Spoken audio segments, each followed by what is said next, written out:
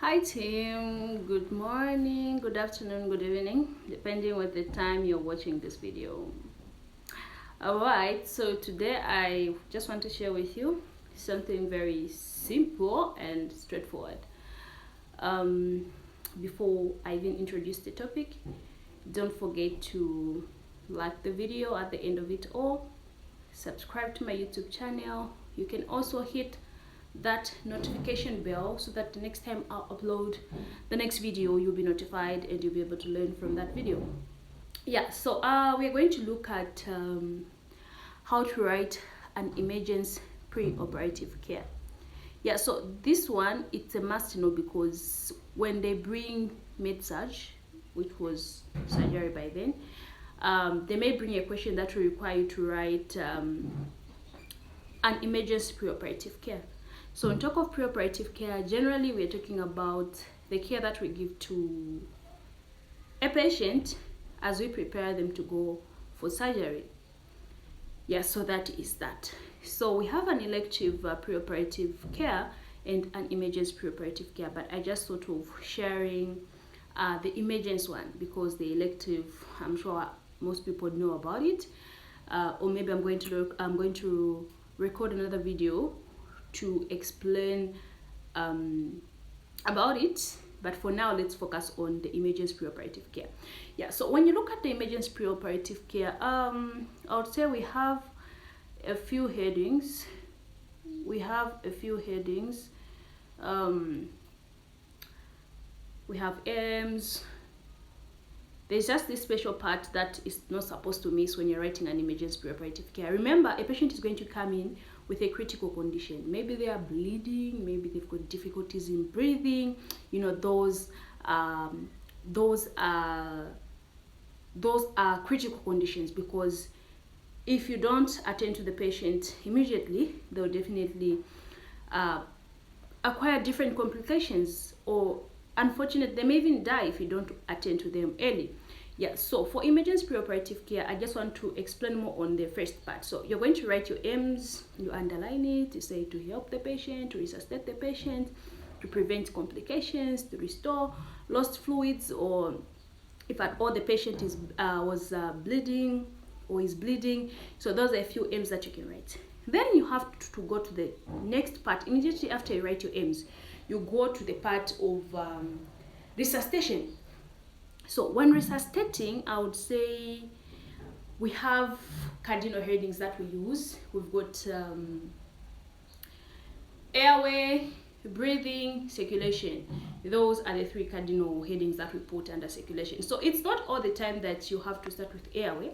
So it depends with the condition of the patient. If the patient is bleeding, you're starting with C, you're starting with circulation, because you can't attend to airway meanwhile the patient continues to bleed. So you start with circulation. Second, you can now move to airway, then breathing. But if the patient comes in with difficulties in breathing, you're going to start with A, B, then you move to C. And then there's another part that we add, which is pain management. If the patient is in severe pain, you have to put pain management under resuscitation, making it 4 headings. So like let me start with airway. You may say, no, I'll suction the patient, I'll position the patient in a semi-fallow position to promote lung expansion, I'll administer oxygen 5 liters per minute to promote tissue perfusion, anything that you can do for the patient to promote their breathing. I'll loosen up any tight clothing.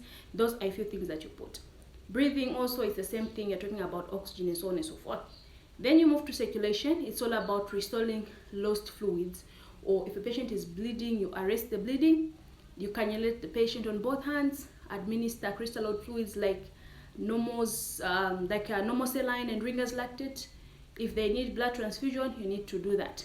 Collect blood, take to the lab so that they can check the HB, and also for grouping and cross-matching so that they prepare blood in case the patient loses a lot of blood during the operation. That is what you do. Then you can move to pain management. So if the pain is too severe, you have to administer pethidine. From there, you can definitely just give pethidine, because it is going to alleviate the pain as the patient goes to theater. Then you're done with the resuscitating part. Then you just go to to general headings like psychological care. Psychological care, you have to mention it during your exam. You say, I'm going to give psychological care to this patient while preparing them physically. Remember, this is an emergency. So you have, let it come out like that. And then you can write all the headings that you put. I'll explain the condition to the patient, to promote cooperation. You can talk of involving relatives in the care, just to allay anxiety, all those points, you put them. Then you move to consent form signing. So consent form signing, immediately the patient accepts that they'll undergo the surgery, you need to give them a consent form. So they're going to sign that consent form. That is a form that permits the surgeon to attend to that patient. The patient is going to sign, you as a nurse, you're going to sign, and the surgeon is also going to sign. And then from there, you can move to other headings like investigation. Investigation is not that you're trying to find out the disease or anything. The investigations that you're going to do is collecting blood. You take to the lab for grouping and cross-matching. For clotting time, maybe the patient has got hemophilia or maybe has got a clotting disorder, whereby if you take this patient to surgery, they're at high risk of bleeding to death. So that is why we are getting that blood. So those are a few investigations that you do. You're also going to talk of just trying to know their blood group in case they'll need blood transfusion, so that you prepare blood at the blood bank. Yeah, so those are the investigations that you do. Then observation, you just observe for the vital signs, ensure the patient is safe to undergo surgery, because when the blood pressure is high, you can't take that patient for surgery, they'll bleed to death. So ensure that everything is okay, observe the general condition and everything. Another heading that you can put under emergency preoperative care, forget about the patient teaching. That is going to waste time.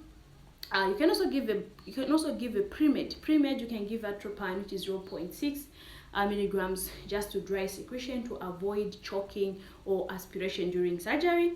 You can also give an antibiotic cover. So you just give benzylpenicillin to avoid or to prevent infections post-operatively. And then you can now move to physical preparations. Physical preparations, this is why you prepare the patient physically. You know, when talk of skin care, you're not taking the patient to bath. No, just wipe the site that where they're going to operate from. You're wasting time. This is an emergency. A patient may die. So wipe the patient. You can talk of gowning them. You can talk of IV access. Make sure that they are cannulated. You can talk of what else can you talk of under physical preparation? Under bladder care.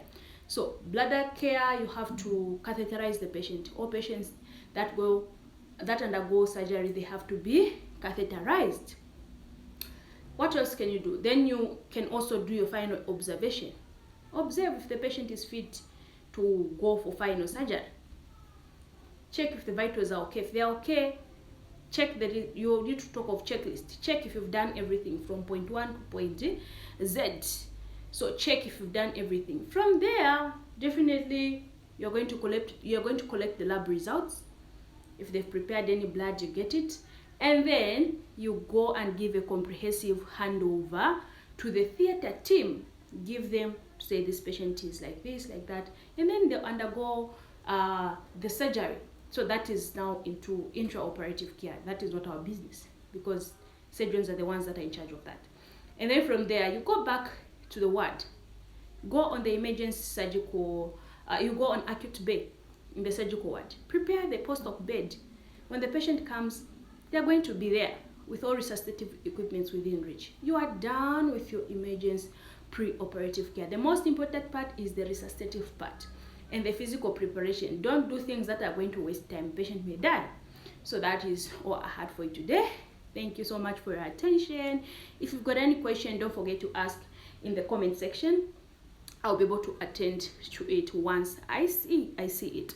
Yeah, thank you so much. Subscribe to my channel.